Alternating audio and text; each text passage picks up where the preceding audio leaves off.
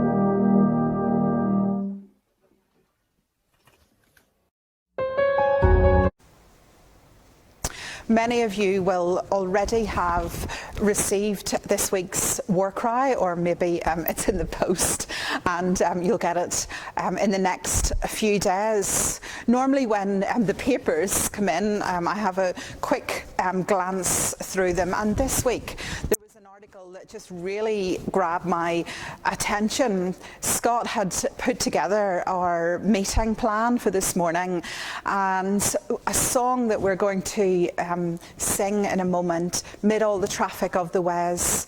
We're using it as a point for prayer this morning. And then I read this article in the War Cry. It was an interview with Archbishop Stephen Cottrell, and he tells how he was almost out of ideas about delivering assemblies to a tough crowd of secondary school children, week in and week out, he says. But what he did was something very different one school day morning. He told the packed hall of about 800 young people that what he was about to do would amaze them. He got a chair, put it on the stage, sat down and closed his eyes. Stephen said it was very risky. I sat there in the silence thinking, what's going to happen now?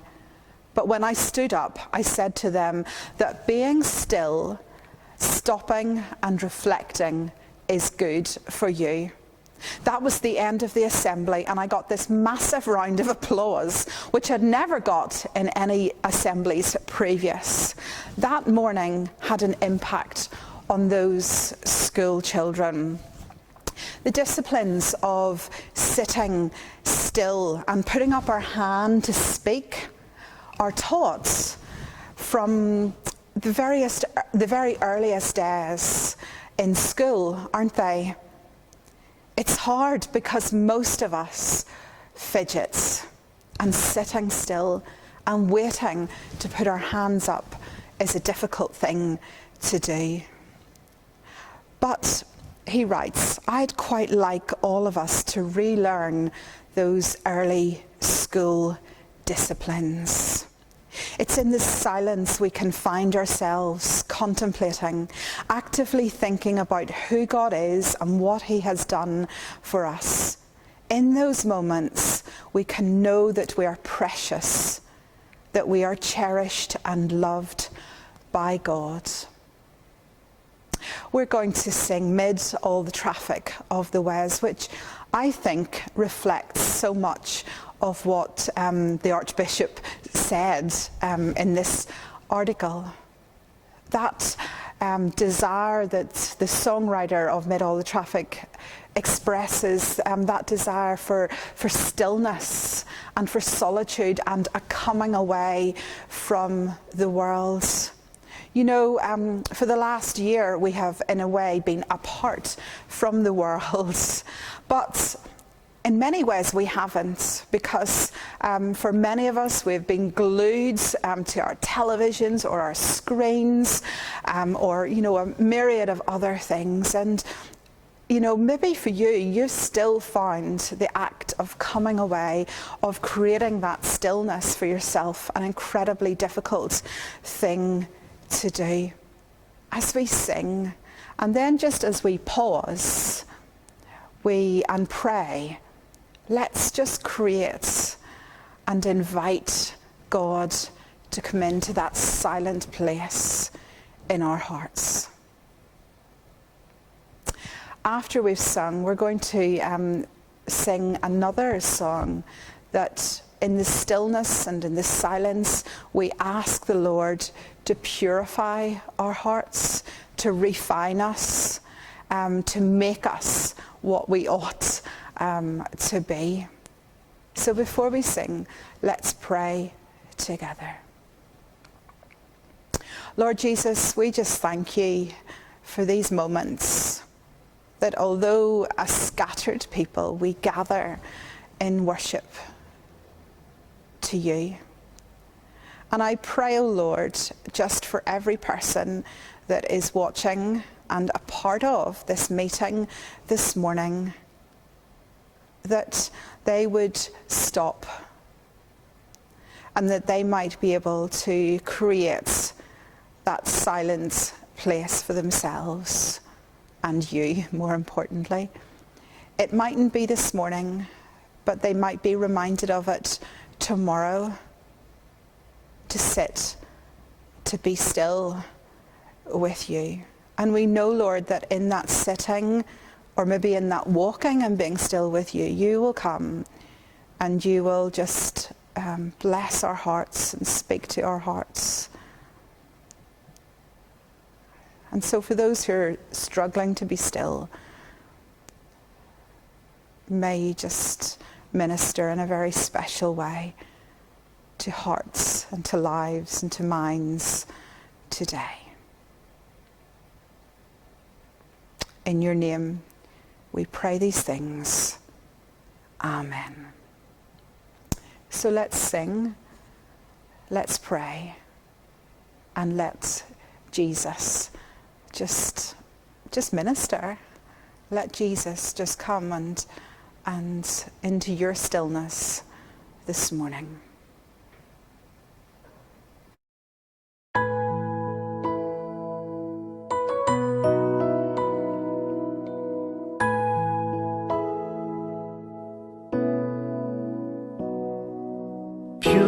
Purify my heart, let me be as gold and precious silver. Purify my heart, let me be as gold, pure gold, refiner's fire. My heart's one desire is to be holy, set apart for you, Lord. I choose to be holy, set apart for you, my Master, ready to do your will.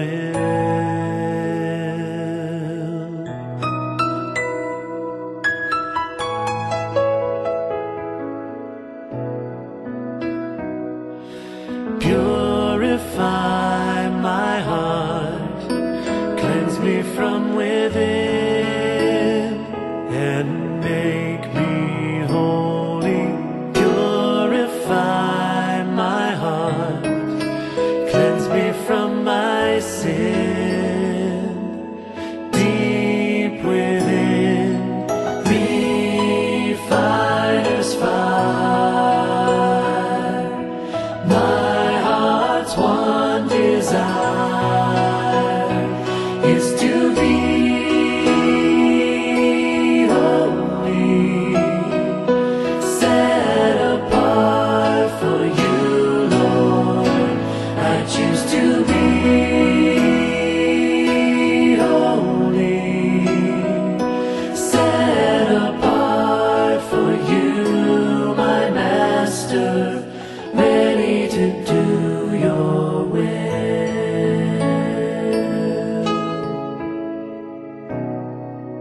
Purify my heart, let me be as gold and precious silver. Purify my heart, let me be as gold, pure gold, refiner's fire. My heart's one desire is to be holy, set apart for you, Lord. I choose to be holy, set apart for you, my Master, ready to do your will.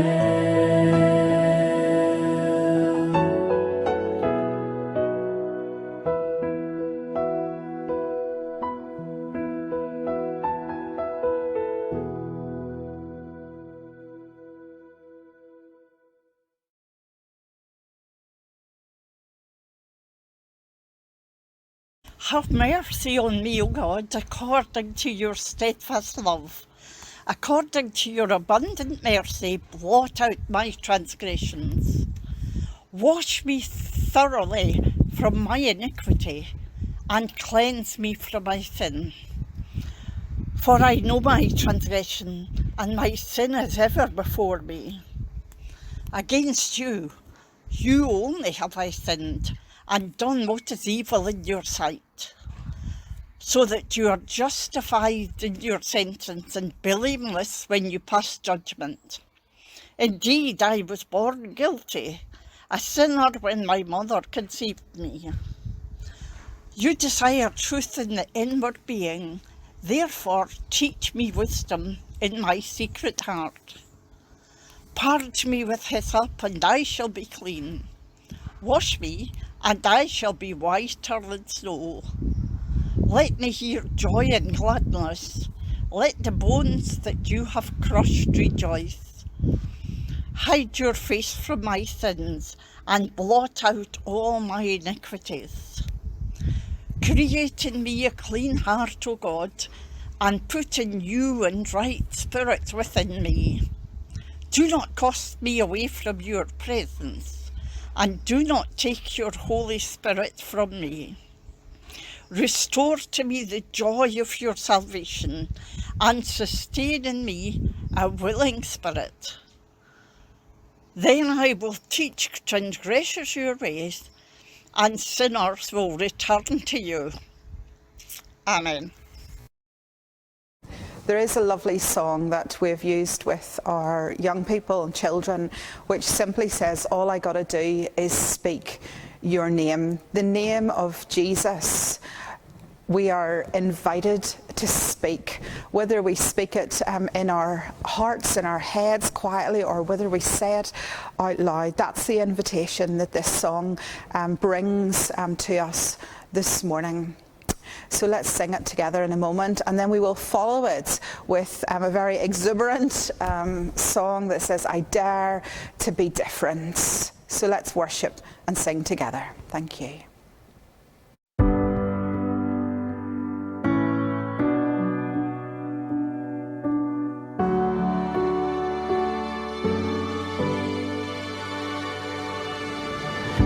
Every day is filled with voices, so much noise inside my head. And when I'm scared and when I'm feeling all alone, all I gotta do is speak your name.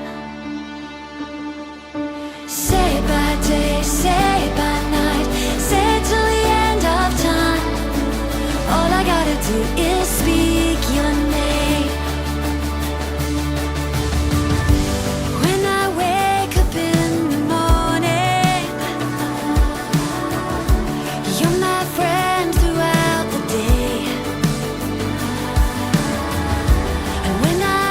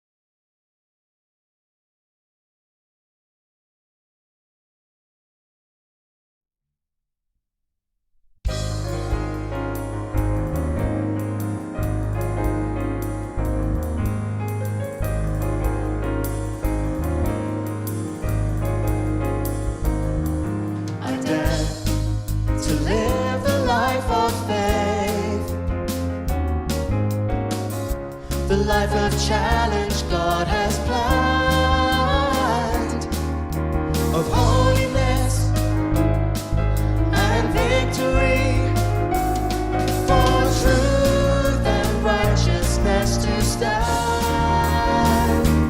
I dare to be different, I dare to believe, I dare to be different, God's Spirit receive. I dare to be different, my life sacrifice. I dare to be different by living like Christ.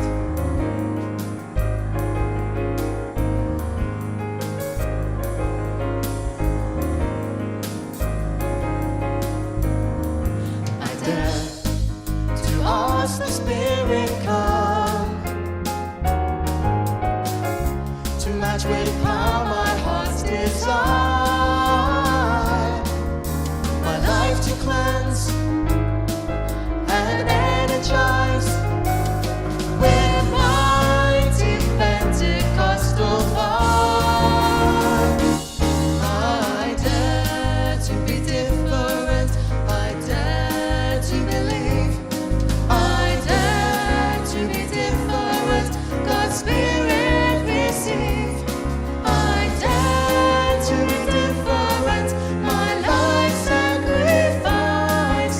I dare to be different by living like Christ.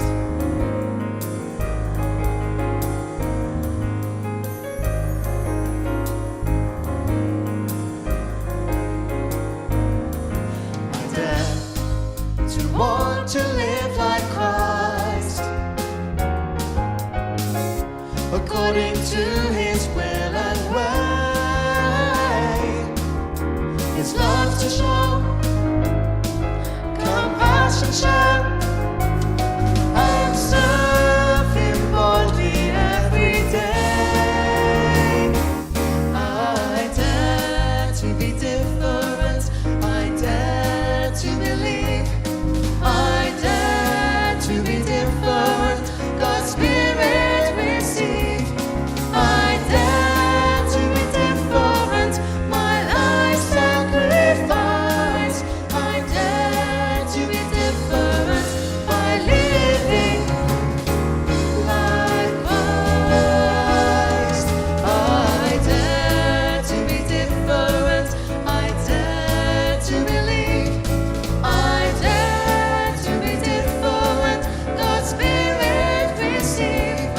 I dare to be different, my life sacrifice. I dare to be different by living like Christ, like Christ, like Christ.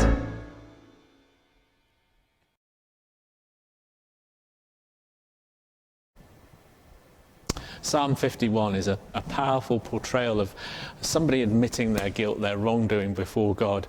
It's something we find hard to do, isn't it? I love the story of the small town, the true story of the small town in Greece called Aphetos. It was faced with a difficult decision. An eccentric millionaire, a Greek billionaire at the time, had left £4 million to build a hospital for the town. But the will stated that to receive the money, letters depicting explicit details of his relatives' lives must be read aloud to the village square, in the village square. Officials say the letters were included with the copy of the will and revealed embarrassing details about events they'd hidden for years and years. The villagers of Aphetos refused to read the letters. The will apparently was changed to allow people to the town to receive the money.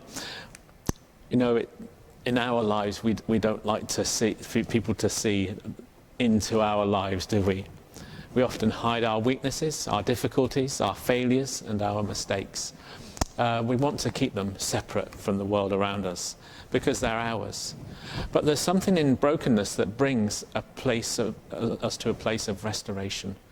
Brokenness, whether that be from a sin we've carried out, something we've done against the Lord, or brokenness from just the weight of the world around us. And we've felt that weight of the world around us in these past weeks and months, haven't we? We felt that struggle over these past months. And as we approach Easter, we recognise that we need to be restored again. We need to find a restoration point. And we look forward to the services that are coming up in the next few weeks that take us to that moment where we find an empty tomb and we see the resurrection. But we also recognise that in ourselves we carry sin, and Jesus had to go to the cross to remove that sin from our lives. Psalm 51 helps us in our recognition of that sin. It helps us to repent. It helps us to see how we failed the Lord. And we are broken by some of the weight of the world that we've faced, some of the issues that we're dealing with and carrying, some of the stuff that we want to keep separate from the world. We carry that weight in our lives. But God calls us to this restoration point in Psalm 51. King David had committed adultery. We know the story too well, don't we? He took the wife of another man. He tried to cover his sin with deception and ultimately with murder, which he kept secret. But God knew everything. God knew all there was to know. David's sins did not have to be broadcast aloud for him to confess them to the Lord, but David chose to share his inner feelings in this psalm. The key to Psalm 51 is recognizing David's brokenness. It's in brokenness that we associate so closely, isn't it? Brokenness is at its heart a recognition of our human condition, a recognition that ultimately we can't fix ourselves. No matter how many self-help books we read, we have to turn to Jesus. Brokenness tends to be looked down on in the world, doesn't it? Yeah, it's in brokenness that we find association. You know, a farmer doesn't plant his crop in cement. Rather, he chooses good soil and breaks it up. He turns the soil over and then sows the seed. Unbroken soil does not produce abundant crops, but cultivated soil incubates life. A butterfly could never flutter in the spring air. We look forward to seeing them, don't we? But it could never do that without breaking through its cocoon. Neither can a tiny bird emerge without breaking the shell of the egg that it nestles in. Jesus could not feed the 5,000 until he broke bread. The sinful woman could not pour the costly perfume over Jesus until she broke that alabaster jar. God could not reconcile himself to us, sinful man, until he broke down the wall that separated us and him. We can never know salvation without Jesus' broken body that happened on the cross for us. In our brokenness, God finds a use. Is that the right word? David wrote, "The sacrifice you want is a broken spirit, a broken and repentant heart, O God, you will not despise." God wants us to come to him when we're broken. He wants us to come to him when we're hurting. He wants us to come to him in that spirit, recognizing that he is the one that can help. Brokenness happens when you realize that you are a channel rather than a source, that you are dependent rather than independent. Brokenness means performing for an audience of one. David had always known he'd sinned against God. But after his conversation with Nathan, the weight of his sin sunk in. David didn't try to shift the blame or avoid responsibility. Instead, he confessed his sin to God. David admitted his sin. "I acknowledge my sins, and my sin is ever before me." David requested forgiveness. In the psalm we read in verses 1 and 2, "Have mercy upon me, O God, according to your loving kindness." according to the multitude of your tender mercies, blot out my transgressions. Wash me thoroughly from my iniquity. Cleanse me from my sin. These words of David are a reminder to us today how we can turn to God and how he can do this for us too. David invited God to change his life. We can invite God to change our lives too. In our brokenness can come cleansing and healing. Psalm 51 verse 10 says, "Create in me a clean heart, O God. Renew a right spirit within me."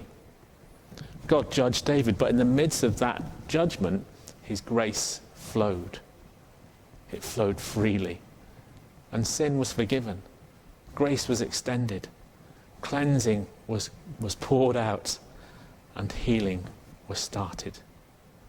This is the power of when we come before God and are just open and honest before him in our brokenness.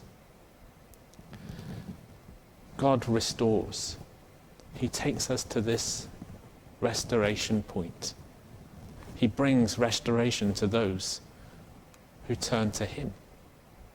We have that special word, repent, don't we? But essentially that word means turning to God. Then we find these wonderful verses, wonderful words in verse 12. David asked for his joy back. Something we need as well today, isn't it? We long to that sense of joy within us. David asked for his joy back. Restore me to the joy of your salvation and uphold me with a free spirit. Sometimes it can be hard letting go of our brokenness. In some ways we can find a comfort in it. We know what to expect. You know, I often find springtime coming out of winter quite difficult. We feel the days lengthen and wonder, can we trust them to get brighter? We see blossom spring on the trees and worry that a cold snap and a windy storm will cause that beautiful blossom to fall. We start to feel the sun grow stronger and worry that the weather will turn. Just keep the things the same, at least we know where we are then. And we also, if we're honest, starting to worry about stepping out into normality, normal living again, aren't we? Meeting people, seeing friends. We worry, what if we have to lock down ourselves away again?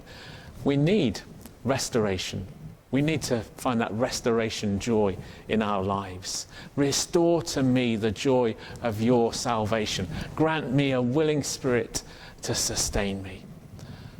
And then this wonderful verse 13, which says, "Then I will teach transgressors your ways, and sinners will turn back to you." We repent. In our brokenness, we turn to God. He brings his cleansing and his healing. He brings his salvation joy. And even more than that, he helps us to show others, those who were feeling the same way. He helps us to show them his joy and salvation. He allows us to bring them and bring salvation into their lives as well. To allow others to turn to God, to find that salvation joy, which will bring us that restoration that we need in these days. We grow in the Lord as we turn to him. And to finish, we just recognize these words that say, Jesus says, "I am the way, walk me. I am the truth, teach me. I am the life, live in me." Lord, help each that way to know, that truth to learn, that life to live, and grant us grace that way to show, that truth to teach, that life to give, for your name's sake. Bring us to our restoration point today as we turn to you. Amen.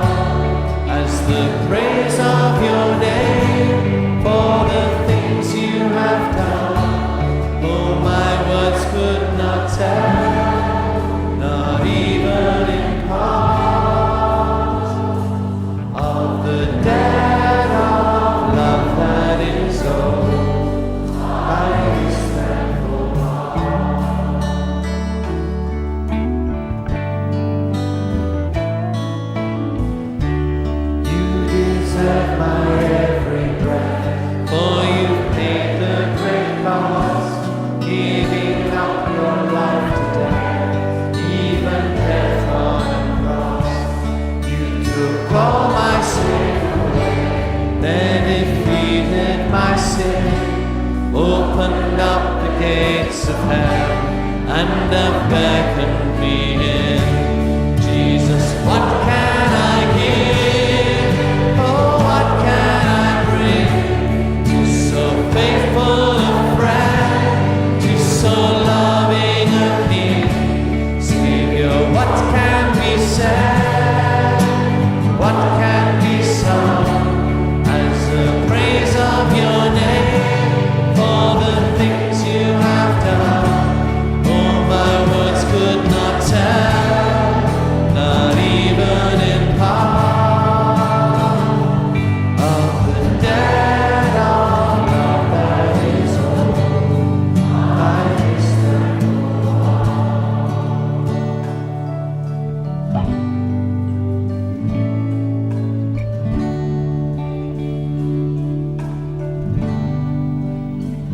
Jesus, what can I give? Jesus, what can I give? What can I bring to so faithful a friend, to so loving a King? Savior, what can be said? What can be sung as a praise of your name for the things you have done? Oh, my words could not tell, not even in part, of the debt of love that is owed by this thankful heart.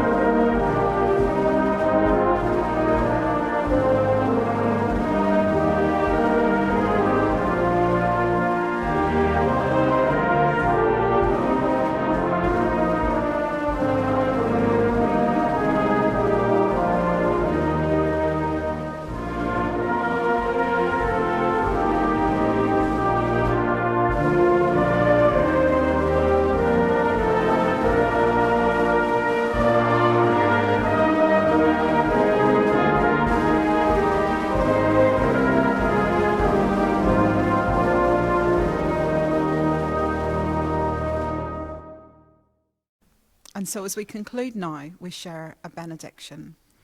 Jesus says, I am the way, walk me. I am the truth, teach me. I am the life, live in me. Lord, help us each that way to know, That truth to learn, that life to live, and grant us grace that way to show. that truth to teach, that life to give, for your name's sake. Amen. Amen.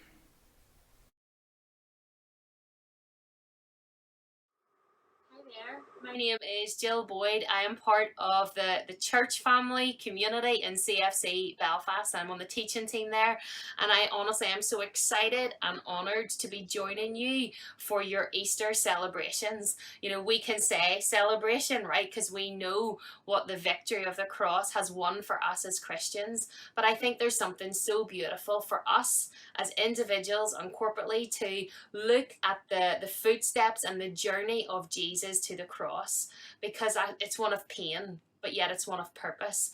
And his journey, ultimately his painful journey of suffering, led to our freedom. I'm really hoping that as we reflect through and read the Gospels, that you will be so encouraged as you literally see what Jesus has done for you. So I'm looking forward to joining you in Holy Week.